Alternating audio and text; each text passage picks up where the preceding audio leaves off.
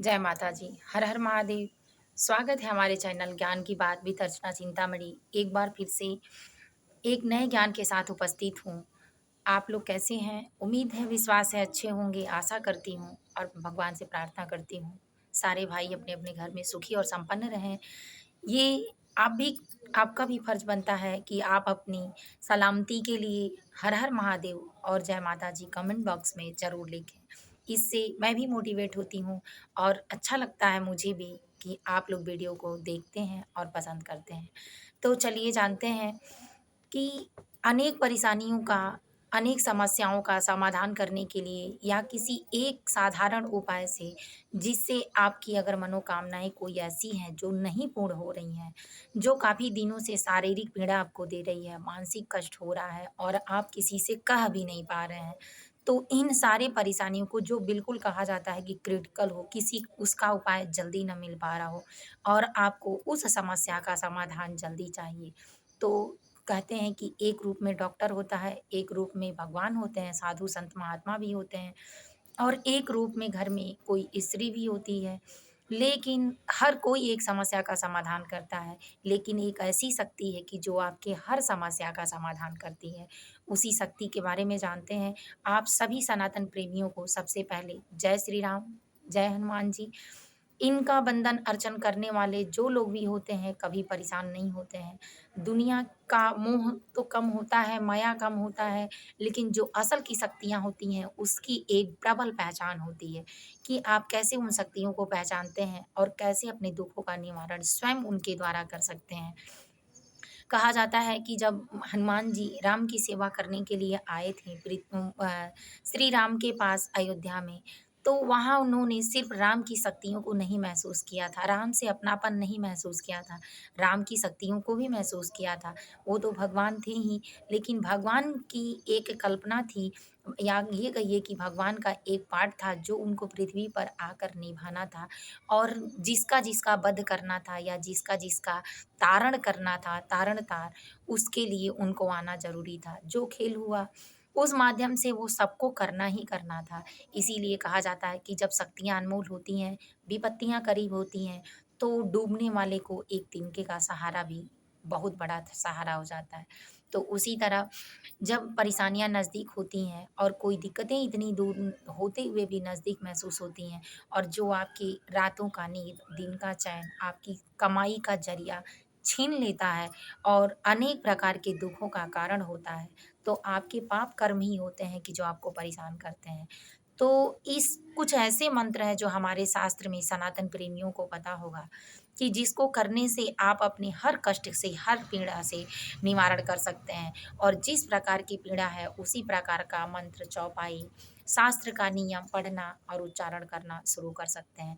तो चलिए जानते हैं सबसे पहले बजरंगबली महावीर जी को कौन नहीं जानता है, हनुमान जी को।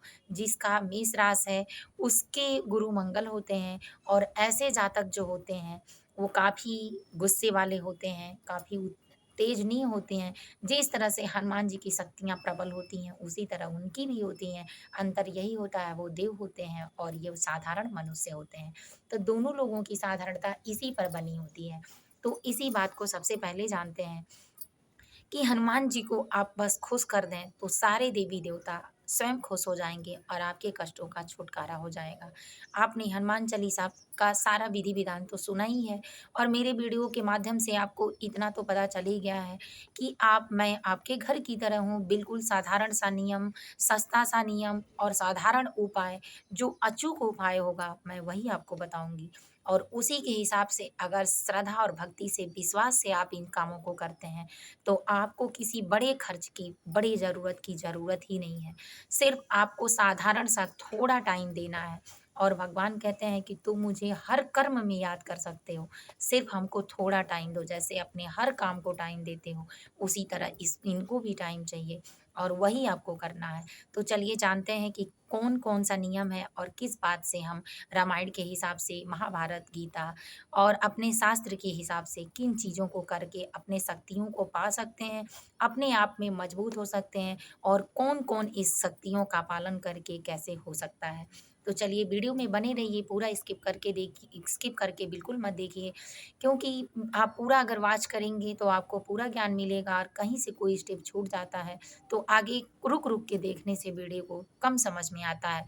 आप समझते हैं कि ऐसे करके हम पूरा टॉपिक पढ़ ले रहे हैं, लेकिन ऐसा नहीं है। कुछ बातों की जड़ तक जाने के लिए, उनको समझने के लिए थोड़ा टाइम देना ज़रूरी होता है। आप जितने देर में अनेक रील देखते हैं, उस रीलों में आपको सिर्फ़ टाइम पास होता है, आपका दिमाग खराब होता है, आपकी एनर्जी लॉस होती है, क्योंकि आप जिस हिसाब के माहौल में रहते हैं, उसी हिसाब का माहौल आपको आपके भविष्य का निर्माण कराता है। लेकिन अगर आप कुछ भी देखिए, लेकिन ज्ञानवर्धक चीज़ अगर कोई देख रहे हैं, ज़रूरी नहीं है कि सिर्फ़ हमारा देखिए, किसी को भी देखिए, ज्ञानवर्धक अगर देख रहे हैं, तो उससे जो आपको ज्ञान मिलेगा जीवन में, वो हमेशा आपको सफलता के मार्ग तक ले जाएगा, और हमेशा आपको आपके परेशानियों से बचाएगा, आपके पाप कर्मों से आपको दूर रखेगा, और जो गलत निर्णय आप लेते हैं, उसमें आपको क्षमता, साहस देगा कि आप एक नए जीवन को नए तरीके से और नई सफलता की राह से चुनिए। तो सबसे पहले बिना टाइम वेस्ट किए इस बात को जानते हैं कि आप हनुमान चालीसा कब पढ़ सकते हैं, तो ये हमने बताया था, लेकिन आप हनुमान अष्टक कब पढ़ सकते हैं और बजरंग बाण का पाठ कब कर सकते हैं। जैसे कि जब हनुमान अष्टक आपको पढ़ना हो, तो आप जैसे कम टाइम है आपके पास, आप ड्यूटी पीरियड वाले हैं, आपसे बहुत समय दिया नहीं जा रहा है, आप साधारण सा नियम करना चाहते हैं, तो हनुमान अष्टक हर मंगलवार को, शनिवार को 11 बार, 5 बार, 21 बार पढ़िए। नियम सारा हनुमान चालीसा पढ़ने का ही है। आप आसन पर बैठिए, अपनी जगह को शुद्ध करिए, आसन को शुद्ध करिए, फिर पुस्तक को शुद्ध करने के लिए मंत्र है, मेरे सारे वीडियो में है, लगभग आप देख सकते हैं, अगर आप कमेंट करेंगे तो मैं वो भी बताऊँगी।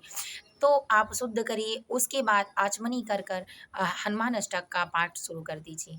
आप अब सबसे पहले फूल अक्षत को लेने के बाद संकल्प करिए अपने मन में कि किस बात के लिए आप संकल्प करना चाहते हैं कि भगवान महावीर हनुमान जी आपका ये मनोबल पूरा करें।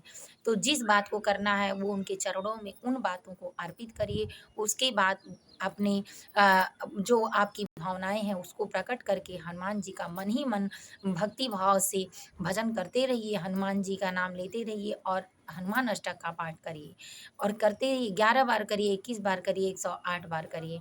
अगर रोज़ कर पाते हैं तो, अगर नहीं कर पाते हैं तो 5 बार, 11 भी बार कर सकते हैं।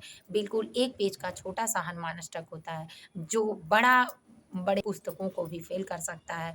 रामायण के लिए आपके टाइम नहीं है, लेकिन अगर हनुमान अष्टक पढ़ते हैं तो रामायण का भी पुण्य आपको मिल सकता है। तो इसलिए आप उनका पाठ करके हनुमान जी को मनाकर अपनी सिद्धियों को प्राप्त कर सकते हैं। अब जानिए बजरंग बाण का पाठ आप कैसे करेंगे? बजरंग बाण का पाठ सबसे पहले तो सबको रोज़ नहीं करना चाहिए, इसलिए कि साधारण सा नहीं है, बहुत बड़ा है बजरंग बाण, देखने में और पढ़ने में छोटा है, छोटे पाठ का है, लेकिन वो सारा बीज मंत्र होता है, जिसमें छोटे-छोटे मंत्र भी होते हैं। आप जल्दी में पढ़ते हैं तो भी आप गलत पढ़ सकते हैं, अगर मालूम है तब अच्छे से पढ़ सकते हैं।